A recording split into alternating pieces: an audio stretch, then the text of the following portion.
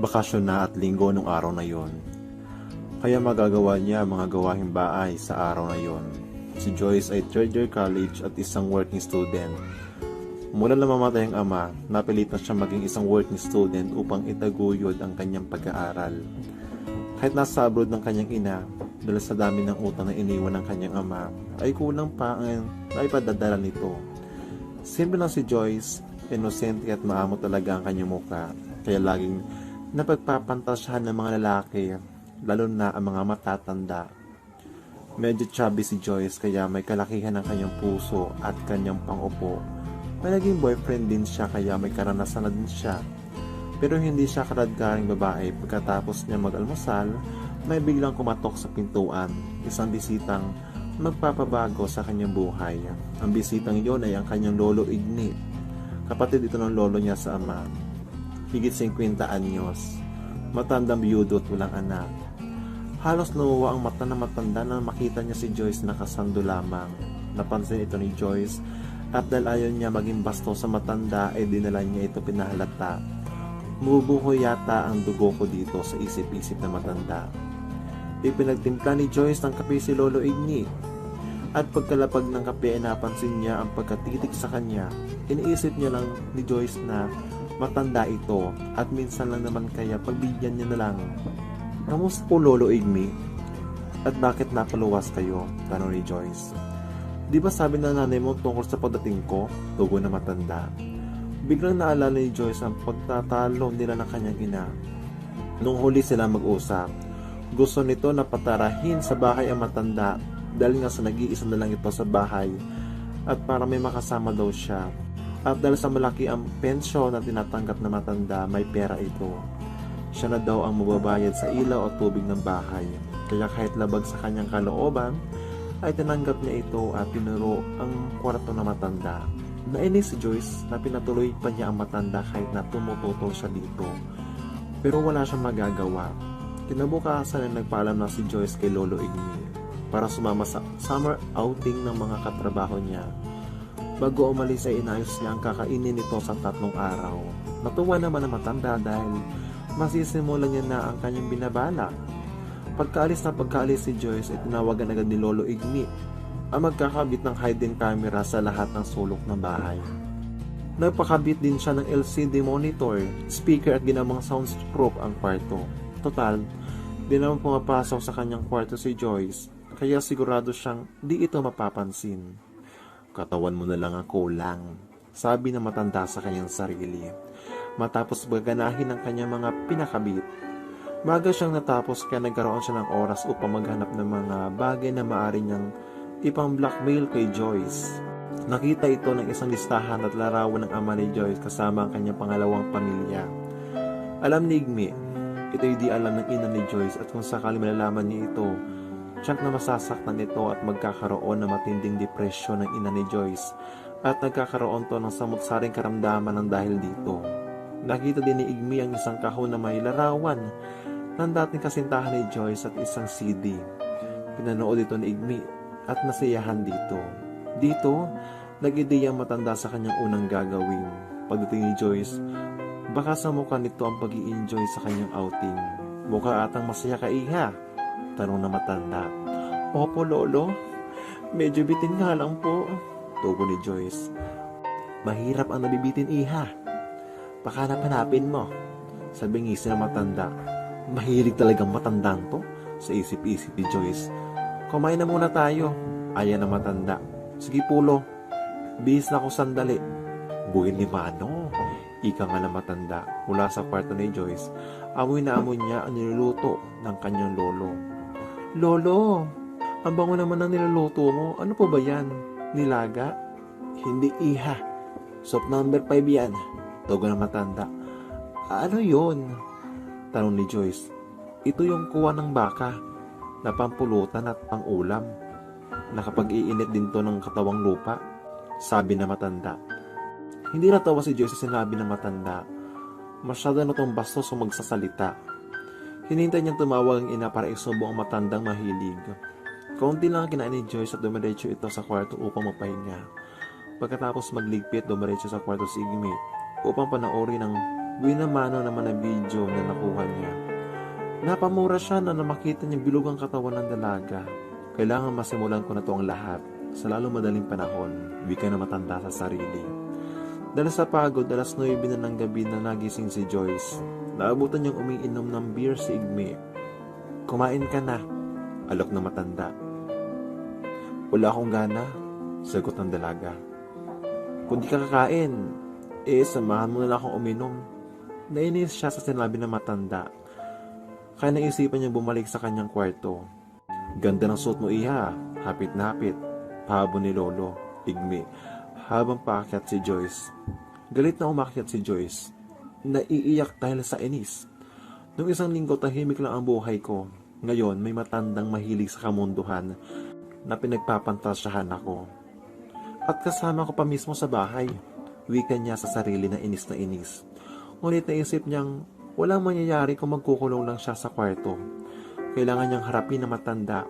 Kung hindi ito mababago ay papauwiin niya lang ito. Nagpasya siyang sa luha ng matanda. Uminom dalo sa wala naman siyang pasok sa kinabukasan. Habang paalis na siya sa kwarto, nasulya pa ni Joyce ang sarili sa isang full body mirror. Kaya naman pala naglalaway ang matanda, sabi niya sa sarili. Nakasuot siya na maikling shirt at puting sando. Nakitang-kita ang kanyang punong harapan. Puro ganitong pabahay niya. Dahil nga nag-iisa lang siya sa bahay noon.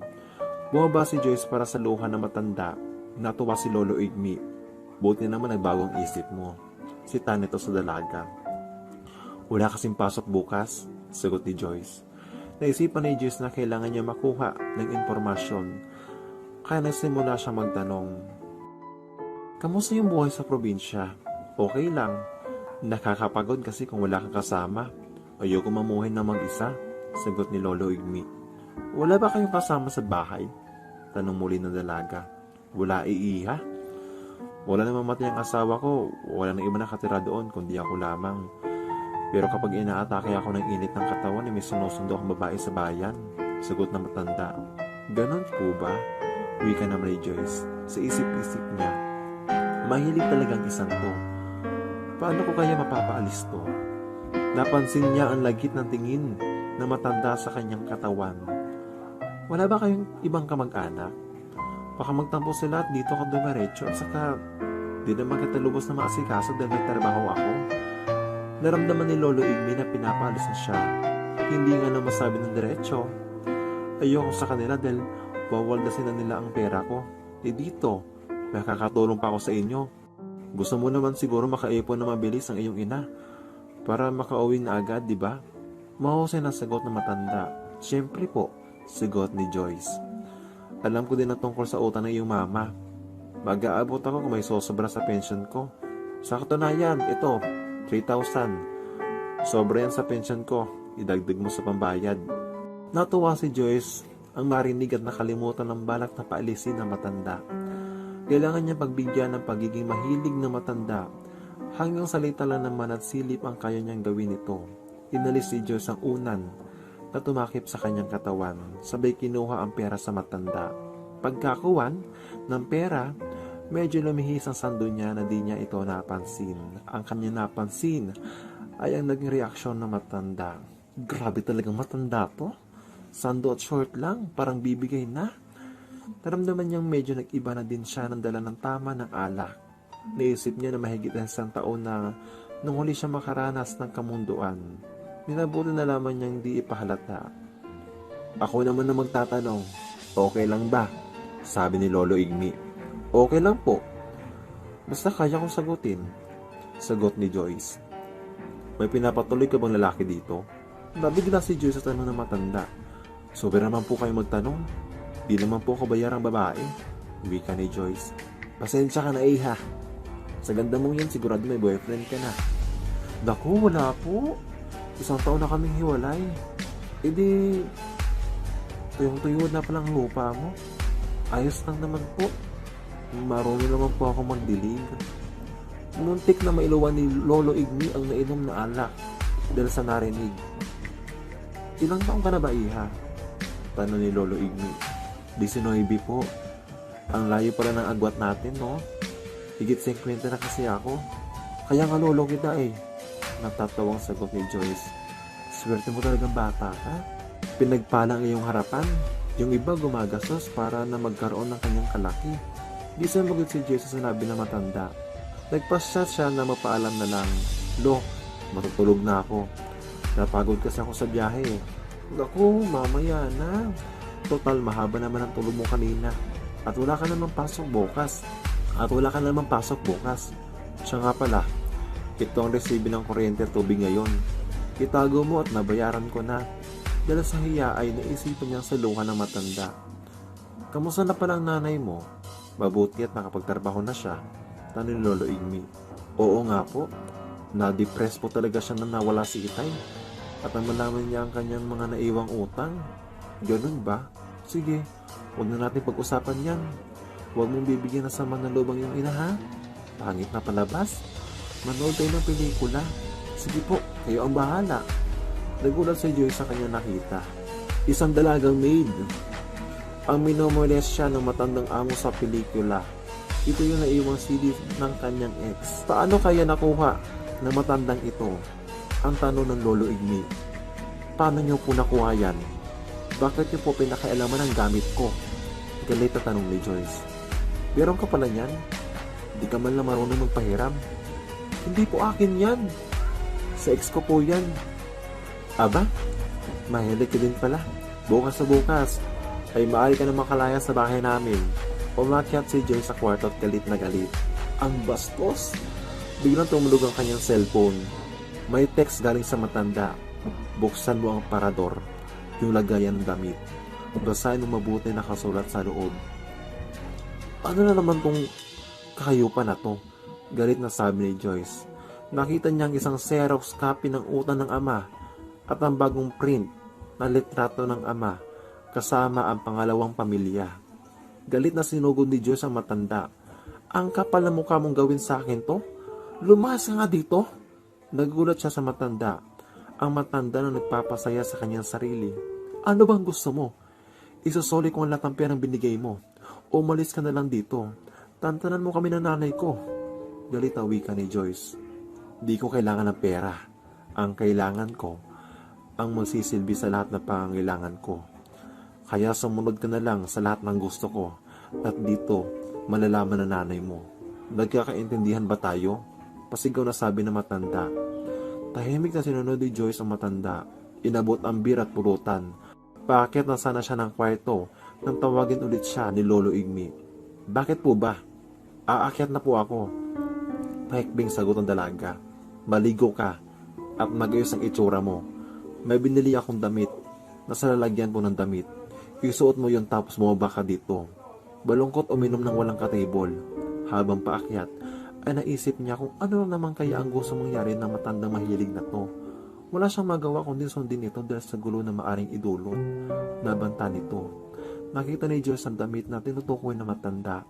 Sobrang iksi nito. Mas maiksi pa sa panlabas. Tsak siyang titingnan siya na matanda. Biglang nag-text ang matanda. Ano ba? Ang tagal mo. Ubos na ang beer na iniinom ko at ang pulutan. Pasensya ka na at medyo malit na nabili ko. Daig ko pang bayarang babae sa damit na to. Nabigla ako sa plano niya. Kailangan palipasin ko muna ito at bukas makakapag-isip ako ng plano para makawala sa kalbaryong ito. Alam niya nakainom na ang matanda at malamang may ginagawa to. Kaya konti na lang at makakatulog na din ito. Inayos niya ang sarili. Naglagay ng konting make-up. Ipinonitil niya ang buhok at nagsuot ang salamin na walang grado. Isunuot niya din ang regalo ng matanda sa kanya sa mga naging boyfriend ko. Di ko nagawa to. Tapos, gagawin ko to sa matandang to? Ang swerte niya at ang malas niya. Din dahil mapapaaga ang gabi niya. Wika niya sa kanyang sarili. Dahan-dang bumaba si Joyce para sa masilayan ng gusto matanda. Napanganga ang matanda dahil talaga namang nakakainit ang kanyang itsura. Inumin mo tong hard at magbabanlaw na ako ng beer. Wika na matanda. Huwag po, baka maalasin po ako. Tanggi ni Joyce. Di ba usapan natin to? Susundin mo ang lahat ng gusto ko. Galit na sagot na matanda. Walang nagawa ang dalaga kundi inumin ng alak. Hindi niya alam, may hinarong pampainit na matanda sa kanyang inumin. Nagustuhan mo bang regalo ko? Tanong ni Lolo Igmi. Ayaw niya masagutin ay kailangan niyang tunggain ito. Dito niya nasimulang akitin ng matanda para matapos na agad. Okay naman po pero medyo masikip lang po sa harapan, sagot ni Joyce. Sinimulan na ni Joyce ang akitin ng matanda. Gusto niyo po bang sayawan ko kayo? Tanong ni Joyce. Sige, basta yung kakaibang sayaw ha. Tumagay ka muna. Inabot ni Joyce ang isang punong shed ng alak. Binigyan ng maharot ng ngiti ang matanda at sinimula ng sumayaw. Sigurado niyang naakit na matanda sa kanyang sayaw. Tumalikod siya at giniling-giling ang kanyang balakang. Nako, nadadala na ata ako. Nag-iiba na ang aking katawan. Mahigit 1 taon na rin yata akong walang kamunduhan sa katawan, sabi ni Joyce sa sarili. Tuloy lang din sa maharot na kimbot si Joyce. Habang napapasaya ang matanda, natulugan ata na matanda ang kanyang plano. Bahala na, sabi niya sa kanyang sarili. Halika nga dito at tumabi ka sa akin, uwi ka na matanda. Hindi na napigilan ni Joyce ang umiyak habang papalapit sa kanyang lolo Igni. Dahil alam niya na maaring mangyari. Ayoko nang umiyak, pag umiyak ka pa. Alam mo kung anong mangyayari. Pero nasa ni Joyce ang luha at umupo sa matanda. Yan ang gusto ko, masunurin ka naman pala. Kaya walang pakundangan, hinalikan siya nito sa kanyang labi. Nagpupumigla si Joyce. Tama na po lolo. Dito pinansin ng lolo. Hinalikan siyang muli nito sa kanyang labi. Noong una, nalaban siya. Dahil sa epekto ng alak at sa lakas ng matanda, ay wala siyang nagawa. Kalaunan, nagugustuhan niya na ang ginagawa ng matanda sa kanya. Natawa si Lolo Igmi dahil alam niya ng hawak niyang dalaga at malaya na naangkin ang dalaga. May ngiti sa labi si Lolo Igmi. Natagumpay ito sa kanyang pangarap kay Joyce.